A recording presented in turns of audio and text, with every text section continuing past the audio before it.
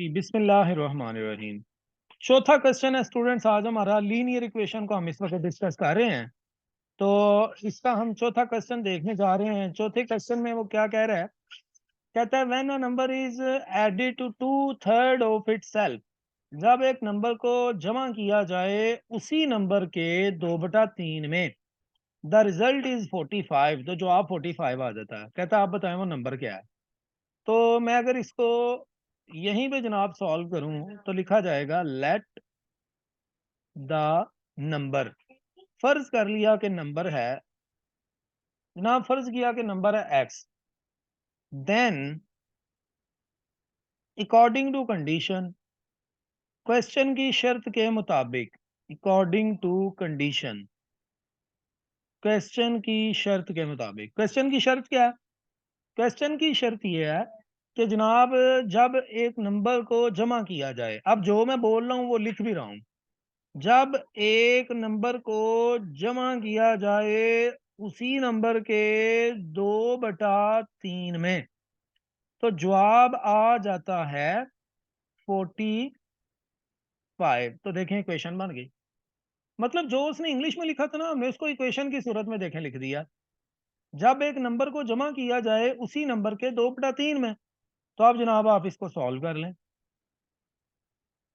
हमने पढ़ा हुआ है जिसके नीचे कुछ भी ना हो उसके नीचे 1 होता है। आप एलसीएम लें तो एलसीएम आया 1। 3 को x से मल्टीप्लाई किया तो आ गया 3x। दूसरी तरफ जब हम आए तो 3 3 से कैंसिल हो गया तो बाकी बच गया 2x, और इधर 45। लो जनाब आगे तो आप हल कर ही लेंगे। 5x/3 और 45 ये 3 इधर जाके मल्टीप्लाई हो जाएगा और फिर 5 इधर आके डिवाइड हो जाएगा, x का आंसर आ जाएगा। ले जनाब ये तो बड़ा सादा सा सवाल था, मुकम्मल हो गया हमारा। आगे चलते हैं जी। क्वेश्चन नंबर 5 कहता था difference between the square of two consecutive number. कहता है दो नंबर हैं लेकिन कौन से कंसेक्टिव। कंसेक्टिव वो नंबर होते हैं जो एक के फौरन बाद दूसरा आ जाए। फर्ज करें अगर एक नंबर जो है वो 10 है तो दूसरा नंबर अंडरस्टूड है 11, क्योंकि कंसेक्टिव इसी को कहते हैं जो फौरन से दूसरा आ जाता है। फिर जनाब अगर एक नंबर जो है वो आपका है 18, तो दूसरा कंसेक्टिव नंबर क्या होगा? 19। ठीक है ना। और अगर मैं इसको ऐसे लिख लूं कि अगर एक नंबर है 18 तो दूसरा नंबर होगा 18 - 1, बात तो वही है 19, लेकिन 18 - 1 हमने कह दिया। तो बिल्कुल इसी तरह अगर एक नंबर हुआ x तो दूसरा क्या होगा? सर उसमें एक जमा कर दें, x - 1। ठीक है ना। तो अब वो देखें सवाल में वो क्या कह रहा है। कह रहा था difference between two square of two consecutive number, दो कंसेक्टिव नंबर हैं उनके स्क्वायर के दरमियान डिफरेंस। लो जनाब यहीं पे हल करते हैं। लेट द फर्स्ट नंबर, फर्ज किया पहला नंबर है x, देन सेकंड नंबर, तो दूसरा नंबर उसने बोला है कंसेक्टिव है, मतलब उससे एक ज्यादा है, तो वो हो गया x+1। अब क्वेश्चन की शर्त क्या है? क्वेश्चन की शर्त ये है square of two consecutive number, उनका डिफरेंस। ले जनाब मैं लिखूंगा क्योंकि बड़ा नंबर जो है वो नीचे वाला है, वो एक से ज्यादा है, तो इसलिए फिर मैं पहले उसको लिखूंगा। मैं लिखूंगा according to condition, according to condition. Question की शर्त ये है, शर्त मैं लिख रहा हूं जी। अब जब आप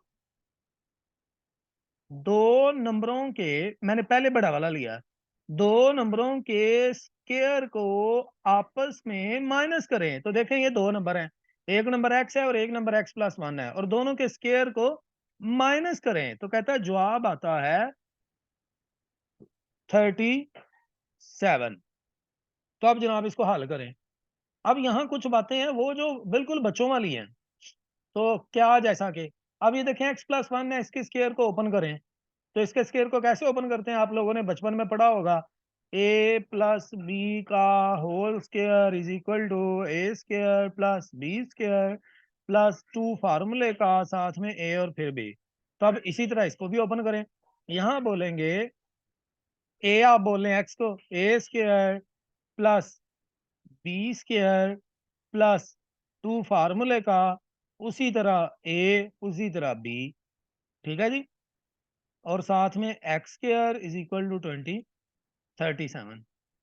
अब जनाब ये वाला माइनस का एक्स स्क्वायर है और ये प्लस का एक्स स्क्वायर है, दोनों आपस में कैंसिल हो गए। और कैंसिल होने के बाद जनाब 1 का स्क्वायर आपको पता है 1 ही होता है, और 2x मल्टीप्लाई बाय 1 तो वो 2x ही होता है, इज इक्वल टू 37। एक्स इधर ही रहा, 1 इधर प्लस हो रहा है, 2x इधर ही रहा, 1 इधर प्लस हो रहा है, इधर आके माइनस हो गया, तो ये 36 आ गया। एक्स इधर ही रहा, 36 डिवाइडेड बाय 2, तो आंसर आ गया 18। लें जी, पहला नंबर 18 है और दूसरा नंबर जो है वो ज़ाहिर है फिर क्या होगा, दूसरा नंबर था x+1, तो x+1 का मतलब था, x का मतलब आया 18, तो 18 में 1 प्लस कर दें तो दूसरा नंबर 19 कंसेक्टिव नंबर। ये दो कंसेक्टिव नंबर हैं जनाब, दोनों हमने मालूम कर लिए हैं। फिर जनाब उसके बाद आप देखें क्वेश्चन नंबर 6, कहता था parameter of a rectangle is 42। अब देखें ये वाले वो सवाल हैं जो ना वो हैं क्या यार, ये स्टेटमेंट वाले। तो स्टेटमेंट वाले क्वेश्चन है, तो स्टेटमेंट समझ आ जाए तो आप खुद भी कर सकते हैं, वरना इसी तरह मुझे ही 1 बाय 1 सारे करवाने पड़ेंगे। तो अब आप लोगों ने मुझे रोकना है कि सारे दो अगे सी कर लांगे या तो ही करवाते जाओ। कहता था पैरा, या फिर मैं ऐसा करता हूं कि मैं ना इसकी आपको इक्वेशंस बना बना के दे देता हूं, तो आप हल आगे खुद करें। जी ऐसा ही करते हैं। कहता था parameter of a rectangle is 42 if the length of rectangle is 5 metre more than the width find its dimension.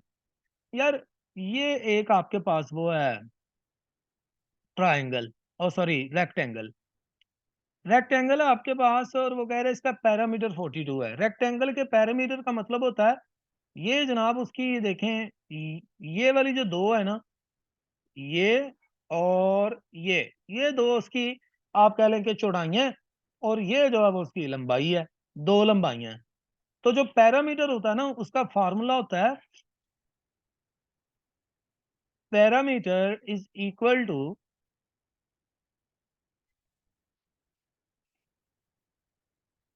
Parameter is equal to दो लंबाइयां और दो चौड़ाइयां, length plus width plus width, मतलब दो लंबाइयां और दो चौड़ाइयां। ये फार्मूला होता है, ये सारी की सारी अभी आपको सिर्फ मैं बातें बता रहा था। अब वो सवाल में हमें क्या कह रहा है, वो कह रहा है कि अगर आपकी जो लेंथ है ना वो 5 मीटर ज्यादा है किससे, विड्थ से। ये देखिए लिखा है if the length of a rectangle is 5 metre more, length 5 metre ज्यादा है देन इस विड्थ से। तो अगर उसकी, ये जनाब अगर उसकी वो है चौड़ाई और ये है एक्स, तो ये जो लंबाई है ये तो चौड़ाई से 5 फीट ज्यादा है, तो एक्स के अंदर 5 को ऐड करना पड़ेगा। इसका मतलब उसकी दो लंबाइयां हो गई, दो चौड़ाइयां, दो लंबाइयां हैं दोनों एक्स, वो दो चौड़ाइयां हैं दोनों एक्स एक्स हैं, और दो लंबाइयां हैं तो वो दोनों जो है वो x+5 है, क्योंकि जो लंबाई है वो चौड़ाई से 5 ज्यादा है, तो 5 ज्यादा का मतलब है 5 इसमें ऐड करें। अब जनाब मैं सवाल करने लगूँ, यहां से आपका सोल्यूशन शुरू हुआ। लिखेंगे let the width, let the width फर्ज किया चौड़ाई x, देन लेंथ, तो फिर लेंथ कितनी होगी, वो है 5 ज्यादा विड्थ से। तो अब देखें according to situation, according to condition, according to condition, question की शर्त के मुताबिक। और क्वेश्चन की शर्त यह है कि जब आप लंबाइयों और चौड़ाइयों को प्लस करें तो वो पैरामीटर बनता है, और पैरामीटर 42 मीटर है। तो जनाब मतलब ये कि एक विड्थ जमा दूसरी विड्थ जमा एक लंबाई जमा दूसरी लंबाई, तो इन सब को जब प्लस किया तो वो बन गया पैरामीटर, और पैरामीटर है 42। तो अब आप इसको हल कर लें, एक्स वालों को प्लस करें, विदाउट एक्स प्लस करें, उसके बाद एक्स की वैल्यू निकालें। लें जनाब, ना हुआ तो मुझे बताइएगा, मैं करवा दूंगा। उसके बाद क्वेश्चन नंबर 7, 8 और 9 ये हल्के फुल्के मिलते जुलते हैं, लिहाजा इनमें से एक सवाल मैं करवाऊंगा, बाकी सारे आप लोग करेंगे। लेकिन जी मैं ना 8वां करवाने लगा हूँ। 8वें क्वेश्चन में कह रहा है find 3 consecutive number. Consecutive number है लेकिन कौन से? ऑड वाले। भाई ऑड उन नंबरों को कहते हैं जो 2 पे तकसीम नहीं होते।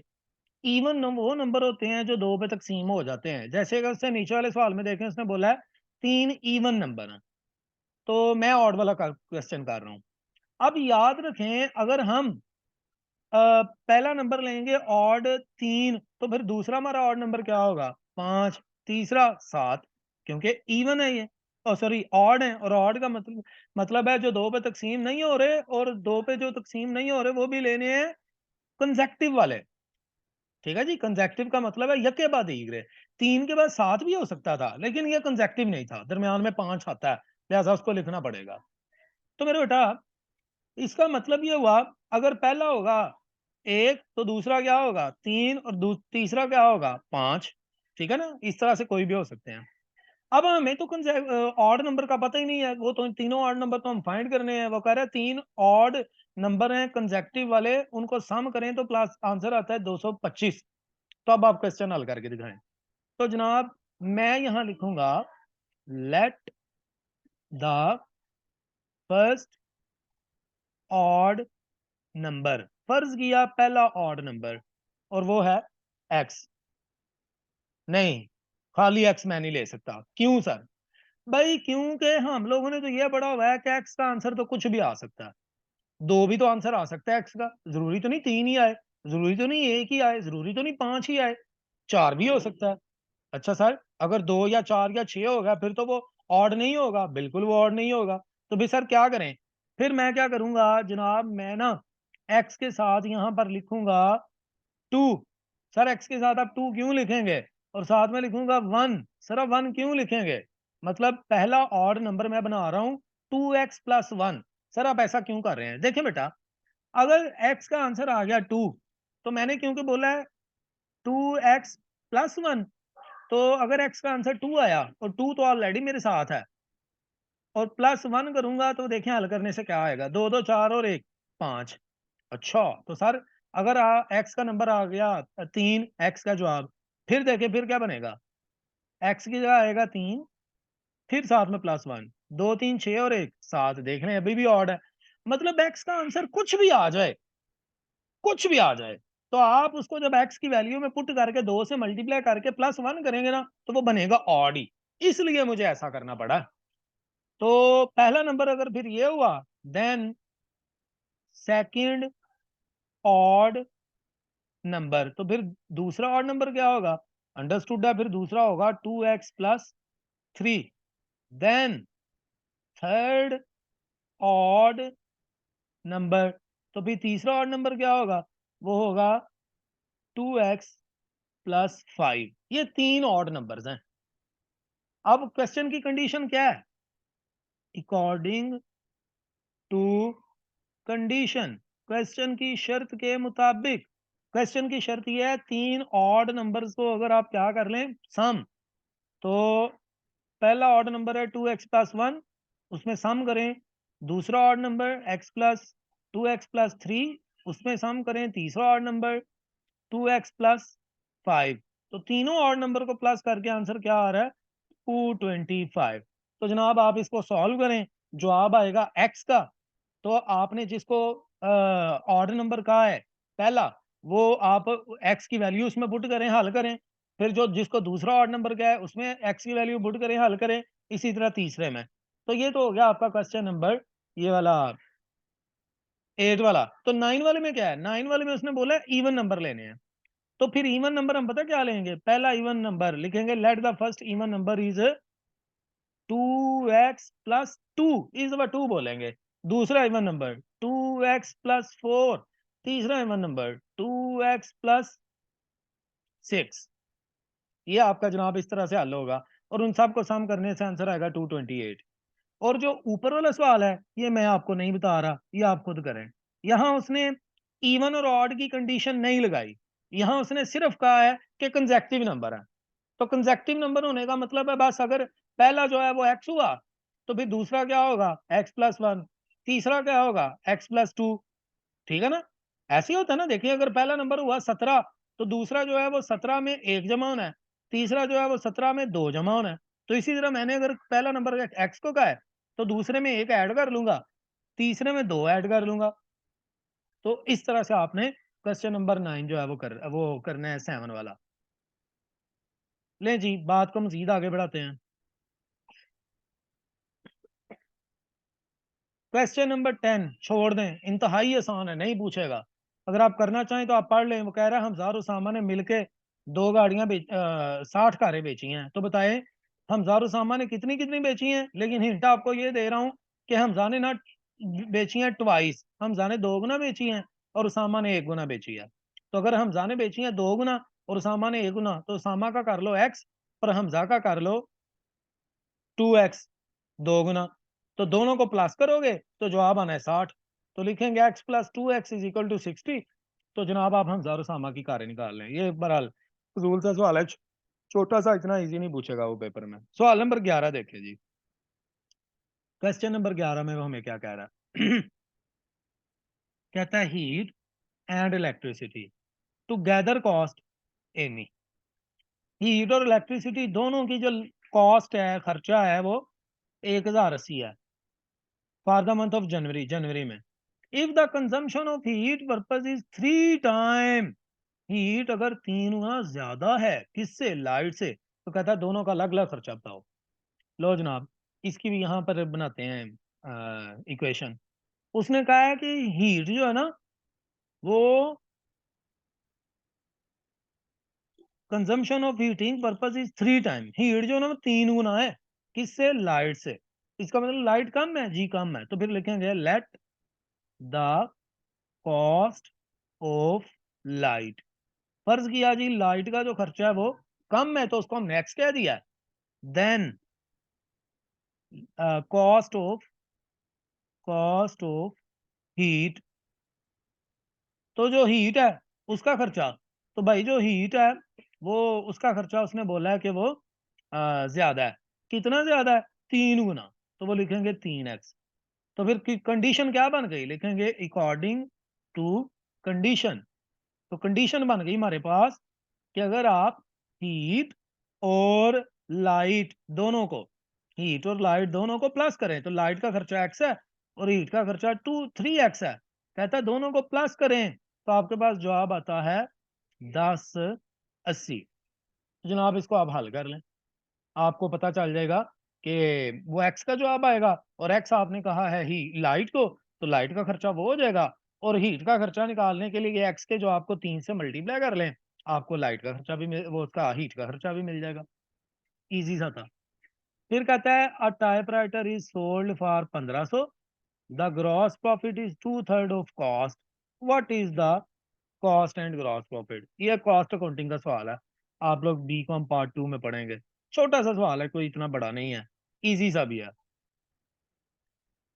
ले जी कहता है a typewriter is sold for 1500, एक टाइपराइटर है उसको 1500 का बेचा। सेल प्राइस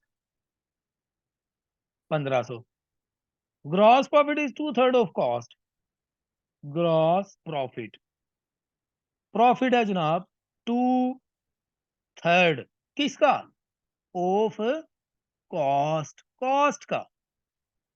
तो कहता है what is the cost and gross profit, तो कहता है दोनों का आप खर्चा अलग अलग बताओ। मेरा बेटा उसने यहाँ पर ऊपर दी है सेल प्राइस और नीचे उसने बोला है जो ग्रॉस प्रॉफिट है ना वो कॉस्ट का 2/3 है। तो हमारे पास तो कॉस्ट है ही नहीं, ठीक है जी। तो इसका मतलब ये हुआ यहाँ पर हमें थोड़ी सी वर्किंग करनी पड़ेगी। क्या भाई, कॉमन सेंस की बात है, हमने पढ़ा हुआ है कि सेल प्राइस पता कैसे बनती है, कॉस्ट के अंदर प्रॉफिट को ऐड कर दें तो वो बन जाती है सेल प्राइस। अब वो कह रहा है जो कॉस्ट है ना जो प्रॉफिट है वो 2/3 है किसका, कॉस्ट का। प्रॉफिट जो है ना वो 2/3 है किसका, कॉस्ट का। तो कॉस्ट जो है वो कितनी है, भाई कॉस्ट हमें नहीं पता, तो हम जो है वो उसको ले लेते हैं कि वो एक्स है। तो जो सेल प्राइस है वो फिर कैसे आएगी, इन दोनों को प्लस करने से, ठीक है ना। इन दोनों को प्लस करेंगे, कॉस्ट को भी प्लस कर लें, किसके अंदर, प्रॉफिट के अंदर। और प्रॉफिट जो है उसने बोला है 2/3 कॉस्ट का है, तो कॉस्ट भी साथ में लिखनी पड़ेगी। तो ये आएगा 2/3x। तो देखें सेल का हमने फार्मूला क्या निकाल लिया है कि सेल कैसी मिलती है, कॉस्ट के अंदर प्लस कर दें प्रॉफिट। लेकिन प्रॉफिट जो है वो क्योंकि कॉस्ट का 2/3 है, 2/3 है, तो इसलिए फिर हमें 2/3 के साथ x लिखना पड़ा है, क्योंकि उसका है, जिसका हो उसको साथ लिखना पड़ता है। तो अब देखिए मेरे पास जो है फार्मूला ये बन गया। अब मैं यहां लिखूंगा sale price is equal to cost plus profit. तो मेरे पास क्योंकि कॉस्ट है नहीं है, तो मैं सबसे ऊपर लिख लेता हूं लेट द कॉस्ट। फर्ज किया कि कॉस्ट कितनी है, एक्स है। अब जनाब आप वैल्यूज पुट कर दें फार्मूले में। सेल प्राइस हमारे पास है 1500, सेल प्राइस की जगह आ गया। कॉस्ट है हमारे पास एक्स, कॉस्ट की जगह आ गया। प्रॉफिट हमारे पास है 2/3, वो भी 2/3 लिखा, लेकिन किसका 2/3 है, कॉस्ट का, इसलिए साथ में एक्स भी लिखना पड़ेगा। अब आप इसको हल कर लें, इसके नीचे 1 लगाएं और इसको सॉल्व करें, इसका 3 एलसीएम लें, और बाकी सारी सिचुएशन मैंने आपको बताई हुई है, पिछले क्वेश्चंस में हमने डिस्कस की हुई है कैसे हल करते हैं। आगे चलें जी। ले जनाब 13वां सवाल कहता है a grocer want to mix nuts which shell which sell for 1440 पर किलो। कहता है एक ग्रोसर है, दुकानदार है, वो नट्स को मिक्स करना चाहता है और उनको मिक्स करके वो बेचेगा। नहीं, उनको वो मिक्स करना चाहता है, कौन से नट्स को, जो 14.40 रुपए पर किलो वाले हैं, किन के साथ मिक्स करना चाहता है, जो 22.80 वाले हैं। मतलब वो ना अच्छे और थोड़े से हल्के जो बादाम है ना, उनको मिक्स करके ना, तो एक मिक्सचर बनाना चाहता है, और मिक्सचर बना के वो पता है कितने का बेचेगा, विच वुड सेल फॉर 18, और उसको 18 रुपए के किलो के हिसाब से बेचेगा। कहता हाउ मैनी किलोज, कहता बताओ कितने किलो वो लेगा, वो वाले नट जो 14.40 रुपए किलो वाले हैं, और उनको 30 रुपए किलो वाले नट्स में जो है वो मिक्स करेगा, और 30 किलो नट्स लेगा 22 वाले। मतलब 14 रुपए किलो वाले वो कितने नट लेगा, और 14 रुपए वाले कितने किलो नट्स लेके उनको मिक्स करेगा, किन के साथ, 28 वालों के साथ। और 28 वाले कितने लेगा ये उसने खुद हमें बता दिया। यहाँ असल सवाल ये है कि जो 14 रुपए किलो वाले नट हैं उसने कितने किलो लेने हैं। 22 वाले जो है ना वो उसने बता दिया है कि 22 वाले जो है ना वो उसने लेने हैं 30 किलो। लेकिन 14 वाले कह रहे हैं बताओ कितने किलो लेगा। तो जनाब हम इस क्वेश्चन को देखिएगा हल करने लगे हैं।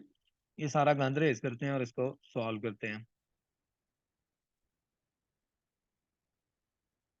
थोड़ी सी यहाँ स्पेस भी आ जाएगी, ये नीचे वाली स्पेस को हम यूज कर लेते हैं जी। जी मेरा बेटा, वो कह रहे हैं ग्रोसर ने 14 रुपए किलो वाले नट 22 रुपए किलो वालों में सेल करने हैं। तो और उनको बेचना किस रेट से है, 18 रुपए के हिसाब से। तो कहता है बताओ उसने कितने कितने लेने हैं। ले जनाब, जो 14 रुपए किलो वाले नट है ना, फर्ज कर लेते हैं उसने क्या करना है, 14.40 रुपए किलो वाले नट मिक्स करने हैं 22.80 रुपए किलो वालों में। ये रुपीज रुपीज है अभी। और इन दोनों को मिक्स करके उसे जो बादाम मिलने हैं वो उसने बेचने हैं 18 रुपए किलो के हिसाब से। ये तो होगी प्राइसेस की बात। अब अब आप गौर ये करें कि उसने क्या किया है, जो 14 वाले नट हैं वो लिए हैं। 14 वाले नट का हमें नहीं पता, लेकिन जो 22 वाले नट है ना, वो उसने कितने लेने हैं, वो उसने लेने हैं जी 30 किलो। 22 वाले नट उसने लेने हैं 30 किलो। 14 वाले नट का हमें नहीं पता, वो हम फर्ज कर लेते हैं उसने लेने हैं एक्स। और कह रहा है इन दोनों की मिकदार को मिक्स करके उसे कितनी मिकदार मिलेगी, तो जाहिर है दोनों की मिकदार प्लस हो जाएगी। लो जनाब, हमारे पास इक्वेशन बन गई है। कैसे सर? भाई मैं क्या करूंगा, 14.40 को मल्टीप्लाई करूंगा उसकी कीमत के साथ जिसको हमने एक्स का है, और 30 को मल्टीप्लाई करूंगा 22.80 के साथ। ये आप मुझे मल्टीप्लाई करके बताएं। 30 को मल्टीप्लाई किया 22.80 के साथ तो क्या जवाब आया?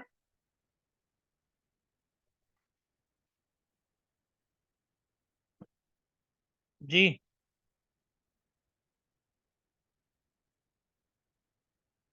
जल्दी जल्दी।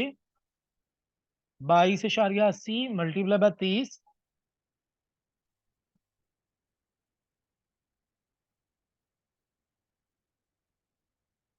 और इधर जो है वो 18 मल्टीप्लाई होना है x six eighty plus four 30 के साथ। 684। ले जनाब, इक्वेशन आपके पास बन गई है। अब आप इस इक्वेशन को हल कर लें। हमने किया क्या क्या है, एक्स वाली जो है ना 14 रुपए किलो वाले बादाम, उनकी मिकदार का हमें नहीं था पता। उसकी मिकदार को हमने एक्स कह दिया। और जो 22 रुपए किलो वाले बादाम है, उसकी मिकदार का हमें पता था, उसको हमने उसकी मिकदार के साथ मल्टीप्लाई किया। तो इधर से जो 18 रुपए वाला मिक्सचर हमें मिलना है, उस मिक्सचर की ज़ाहिर है फिर कितनी होनी है, उसकी जो मिकदार है वो होनी है जी 14 वाले बादाम जो हैं उनकी मिकदार प्लस 22 वाले बादाम उनकी मिकदार। तो उन दोनों की मिकदार हमने बोली थी एक्स और 30, तो उन दोनों को भी प्लस कर लिया और उसको उसके साथ मल्टीप्लाई कर देना। 18 को एक्स के साथ मल्टीप्लाई करेंगे 18 एक्स आ जाएगा, और 18 को 30 के साथ मल्टीप्लाई करेंगे तो वो क्या आना है? 540। 540। ले जनाब, अब आप जो है वो यहाँ से एक्स की वैल्यू बाहर निकाल लें। आपको पता चल जाएगा उसने 14 रुपए किलो वाले कितने बादाम बेचे, वो 14 रुपए किलो वाले कितने बादाम लेने हैं। ले जनाब, आज तक की ये डिस्कशन थी।